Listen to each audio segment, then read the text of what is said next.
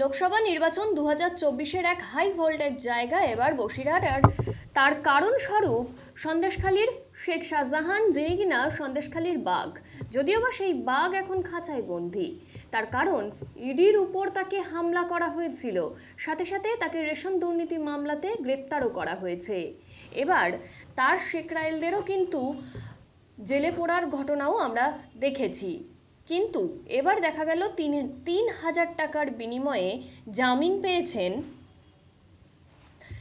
মেহবুব মোল্লা, সুকমল সর্দার, আলী হোসেন ঘরামি। তাদের আজ 3,000 টাকার ব্যক্তিগত বন্ডে জামিন দেওয়া হয়েছে বসিরহাট মহকুমা আদালত থেকে। এই প্রথম জামিন পেলেন সন্দেশখালী কাণ্ডে।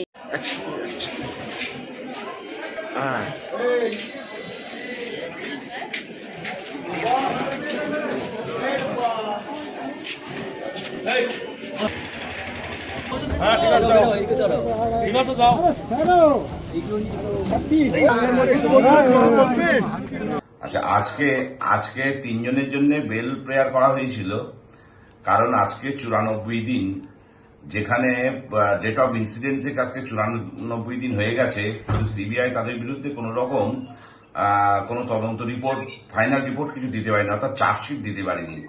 তাদের বিরুদ্ধে অভিযোগ প্রমাণ করে যে চার্জশিট দাখিল করতে হয় সেটা দিতে পারেনি, যার জন্য অমান্য এসিজিএম আদালত বসিরহাট উনি আজকে জামিনটা দিয়েছেন। 3,000 টাকার বন্ডে জামিন দিয়েছেন। চাইছি যে 7 জনের নির্দোষ মানুষ এদের ছাড়া দিক। এদের নাম আমার স্বামী মেহবুব মোল্লা, এনামুল শেখ, সুকমল সর্দার, আলী হোসেন ঘরামি, সঞ্জয় মন্ডল আর তোমার হাজিনুর ইসলাম। 7 জন আছে, এদের ছেড়ে দিক।